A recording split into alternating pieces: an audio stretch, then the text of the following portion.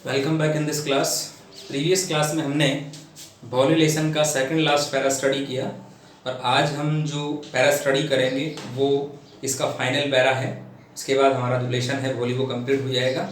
तो प्रीवियस जो पैरा था उसमें हमने ये स्टडी किया था कि भोली की जो बारात है वो विशंबरनाथ लेके आ गया है और उसके बाद में वहाँ पर एक ऐसा वाक़या हुआ है जिसकी वजह से सारा जो शादी का प्रोग्राम था वो एक तरह से कैंसिल हो गया। अब वाक़या क्या हुआ ये सुनिएगा। विशंबरनाथ बारात लेके आया तो वहाँ पर जो गार्लैंड का प्रोग्राम होता है उस गार्लैंड के प्रोग्राम में किसी महिला ने वहाँ पर जो भोली का घूंघट है उसको हटा दिया। ओके, हटाते ही भोली के चेचक के निशान विशंबरनाथ को नजर आए और नजर आते ही विशंबरनाथ भड़क गया और उसने बोला कि चेचक के निशान है इसके। तो अब वो एक नंबर का गैम्बलर था। अब जो उसकी एज है वो 45-50 ईयर्स एज थी उसकी और इसने तो बड़े बड़े बच्चे थे भोली की एज के तो, लेकिन फिर भी जो है वो लालची था एक नंबर का, तो वो भोली से शादी करने को तैयार हो गया पैसे के लालच में। ये पहले उनको बताया नहीं। इसके जस्ट बाद में क्या होता है, जैसे उसने चेचक के निशान देखे तो उसका माइंड जो है एक तरह से गैम्बलर का सा माइंड जो है उसका होगा। कहने का मतलब अब वो एक गेम खेलने वाला है, पैसे लेकर के मैं शादी कर लूँ इससे और इसका पापा अगर मुझे पैसे नहीं देते हैं तो I want Mary that girl, मतलब उस लड़की से मैं शादी नहीं करूँगा। ओके, इसके जस्ट बाद में उसने अपने फ्रेंड से बोला कि देखो चेचक के निशान है इसके। तो फ्रेंड ने ये बोला कि तू कौन सा ज़्यादा जवान है, तो उसने फ्रेंड ने बिल्कुल सही बोला। उसके जस्ट बाद में जो है उसने कहा कि 5,000 रुपये दो तो मैं शादी कर लूँ। उसके पापा को बोला तो पापा ने अपनी पगड़ी जो है वो उसके पैरों में रख दी, अपनी इज्जत को उसके पैरों में रख दी कि मेरी बात रखो, मेरी इज्जत खराब मत करो, सबके सामने मेरी इंसल्ट हो जाएगी। ओके, और उसके जस्ट बाद में जो है वो 2,000 रुपये के लिए कहते हैं, लेकिन 2,000 रुपये वो नहीं लेता है। पापा कैसे अपने तिजोरी में जाके अरेंज करके इस प्रकार से जो 5,000 रुपये लाते हैं, लेकिन उसके बाद भोले ने कहा कि पापा प्लीज पैसे नहीं देने इसको, मैं ऐसे लालची इंसान से, ऐसे मीन का मतलब होता है अधम, बिल्कुल गिरा हुआ इंसान जो होता है, इससे मैं शादी नहीं करने वाली हूँ। पैसे वापस ले लो, अपनी जो भी रकम इसको दी है ना उसको वापस ले लो, मैं इससे शादी नहीं करूँगी। तो पास में कोई और बैठे तो कितनी बेशर्म लड़की है, इस प्रकार से सबके सामने ऐसी बातें कर रही है। अब ये सारा जो ड्रामा है, ये ड्रामा उसकी जो टीचर आई हुई हैं वहाँ से स्कूल से, लेडी टीचर्स जो आई हुई हैं वो सब देख रही हैं। ओके, और कुछ जेंट्स टीचर भी होंगे, लेकिन टीचर का इसमें हवाला दिया हुआ है तो टीचर आए हुए हैं या टीचर्स जो लेडी टीचर है वो भी आई हुई हैं। वो सारा ड्रामा वहाँ देख रही है। लड़की बोल रही है कि इस प्रकार के इंसान से मैं शादी नहीं करूँगी, जो इंसान एक नंबर का लालची है। देखिए वहाँ वाकया हुआ तो एक बूढ़ी औरत बोल पड़ी कि ये तो इतनी बेशरम लड़की है, अपने घर वालों को भी नहीं मानती है। उसके बाद पापा को भी गुस्सा आया कि थोड़ा तू मान जा, तेरे शादी कौन करेगा। ओके, और मेरी जो इज्जत है वो ख़राब हो जाएगी। तो लड़की ने कहा कि मैं आपकी इज्जत के खातिर ही तो मैंने ये जो डिसीजन लिया है, ये विशंबरनाथ जो 50 ईयर्स का है इससे मैंने शादी करने का फैसला किया है, केवल आपकी इज्जत के खातिर मैंने ऐसा किया है, वरना मैं नहीं करती। ओके, ऐसा उसने बोला। इसके बाद जो है एकदम से वो बारात जो है वो विशंबरनाथ को उसने बोल दिया कि मैं तेरे से शादी नहीं करूँगी। और उसने 3 टाइम्स वर्ड बोला है, 3 टाइम्स एक सेंटेंस बोला है, I want I want I want, मतलब मैं ऐसे इंसान से शादी नहीं करूँगी। बैंड्समैन कंफ्यूज हो जाते हैं और अपना क्लोजिंग जो सॉन्ग होता है उसको गाने लग जाते हैं या बजाने लग जाते हैं क्लोजिंग सॉन्ग को। ओके, और वहाँ से वो सब चले जाते हैं अपनी बारात को लेकर के, और विशंबरनाथ वहाँ से रवाना हो लिया, क्योंकि उसके पास में अब कोई ऑप्शन नहीं बचा था कि वो किसी भी तरीके से भोली को राजी कर सके। ऐसा उसके पास में कोई ऑप्शन नहीं बचा था। ओके, तो अपनी बारात लेके वहाँ से चला जाता है। अब इसके बाद में क्या होता है ये हम अब इससे लास्ट पैरा में स्टडी करने वाले हैं और उसके बाद हमारा जो लेसन है भोली वो कंप्लीट हो जाएगा। तो देखिएगा, let's see the last para of the lesson भोली। रामलाल स्टूड रूटेड, रूटेड का मतलब जड़वत, बिल्कुल ऐसे जैसे जड़, ठोस जो जड़ होती है वो जम जाती है, या मान लो तो पेड़ होता है उसके अंदर से अपन जड़ को उखाड़ नहीं पाते हैं, वैसे जड़वत हो गया, हिल नहीं पाया। कहने का मतलब यहाँ है अनमूव्ड, अविचलित, बिल्कुल निश्चल हो गया, कोई हलचल नहीं है। तो जड़वत वहाँ जमीन पर बैठ गया जैसे कि सब कुछ लुट ही गया हो।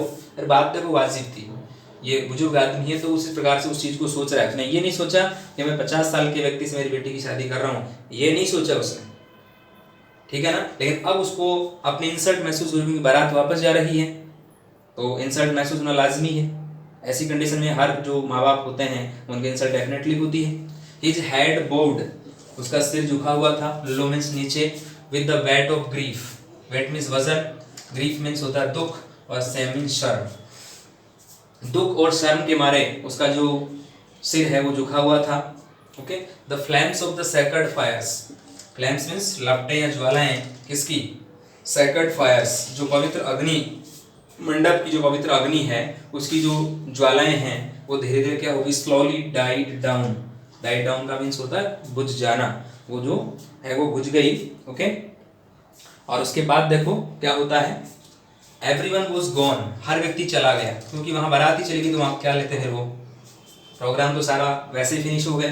रामलाल टर्न टू भोली, अब रामलाल थोड़ा सा गुस्सा भी आया बेटी पर, लेकिन उसने किया सही था, लेकिन फिर भी गुस्सा आना लाजमी है, तो गुस्सा आया तो वो मुड़े भोले की तरफ और क्या कहा, व्हाट अबाउट यू, अब तुम्हारे बारे में या तुम्हारा क्या होगा? Okay, no one will ever marry you now, अब तुमसे कोई व्यक्ति जो है वो शादी नहीं करेगा। No one will ever marry you now, तुमसे अब कोई शादी नहीं करेगा।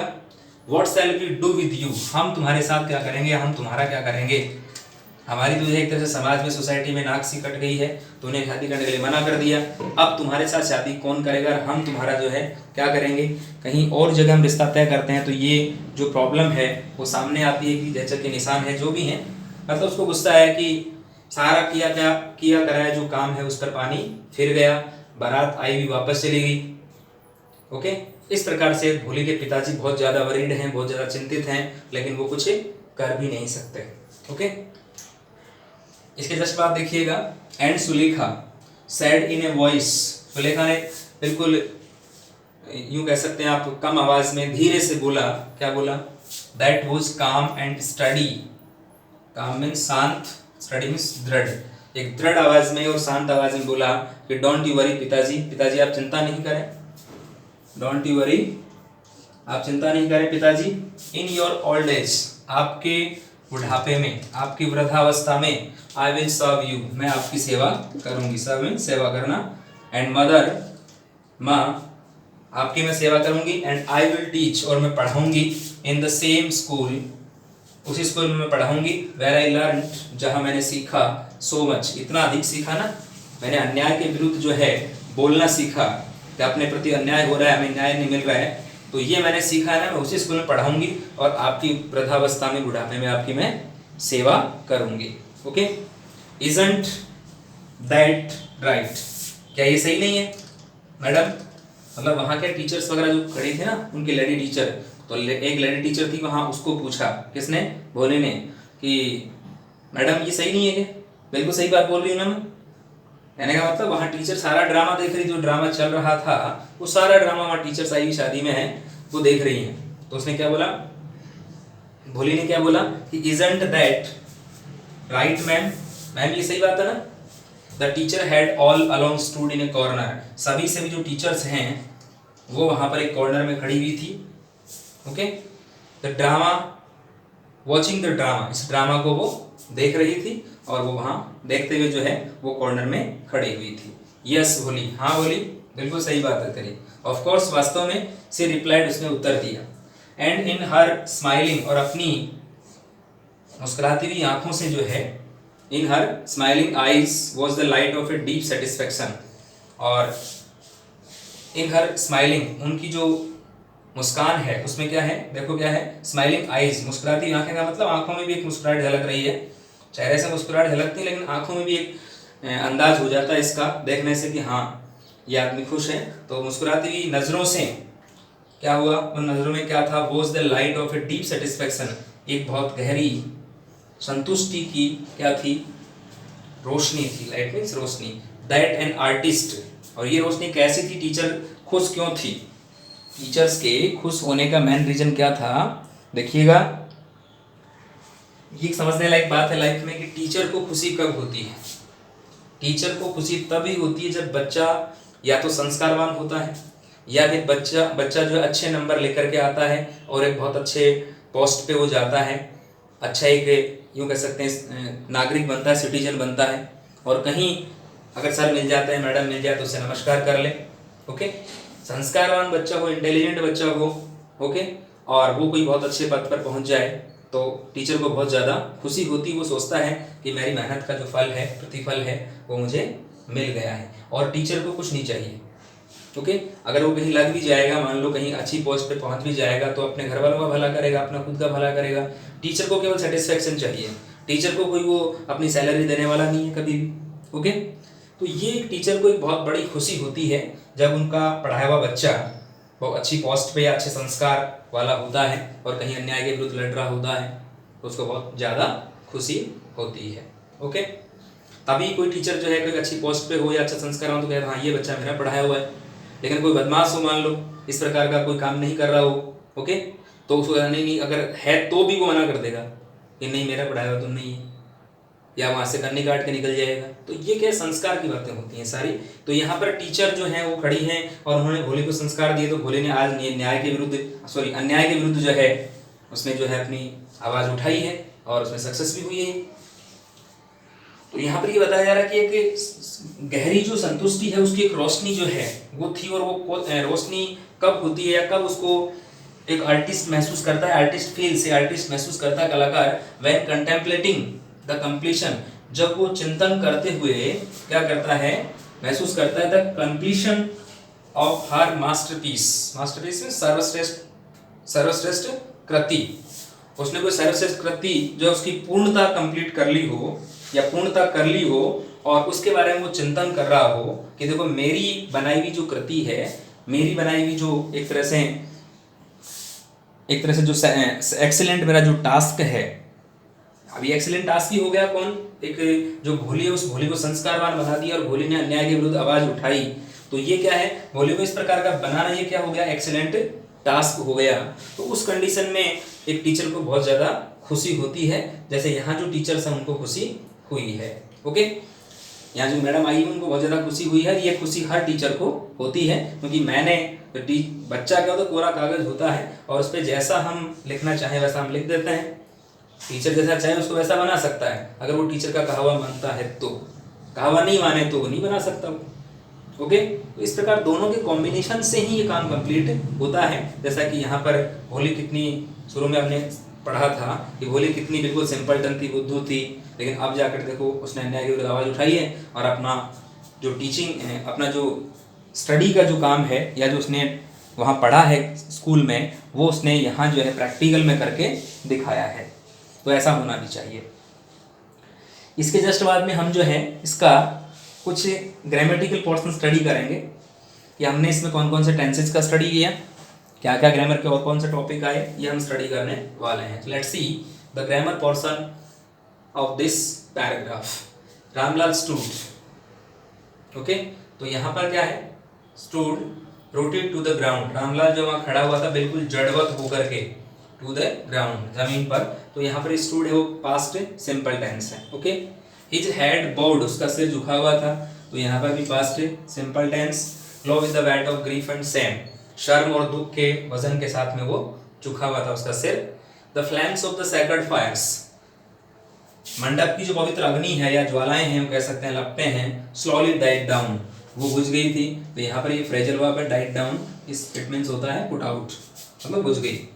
यहाँ पर भी पास्ट सिंपल टेंस है। एवरीवन वाज गॉन, प्रत्येक व्यक्ति चला गया था, तो यहाँ पर क्या है, ये भी पास्ट सिंपल का पैसिव वॉइस है, ओके।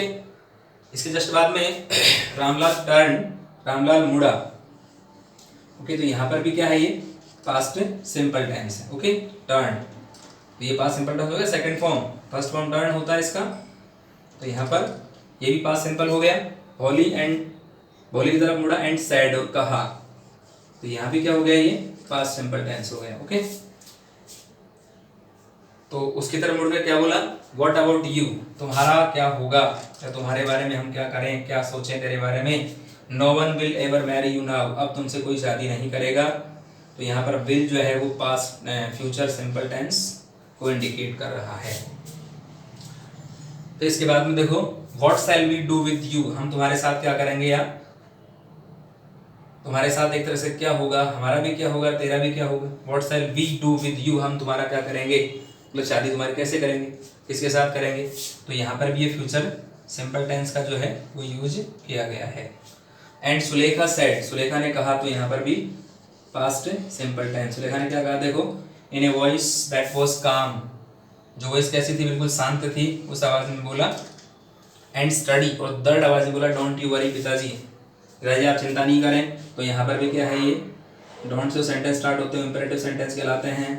तो ये सेंटेंस कैसा है, इंपेरेटिव सेंटेंस है। इंपेरेटिव सेंटेंस लेट से स्टार्ट होते हैं, वर्ब की फर्स्ट फॉर्म से स्टार्ट होते हैं।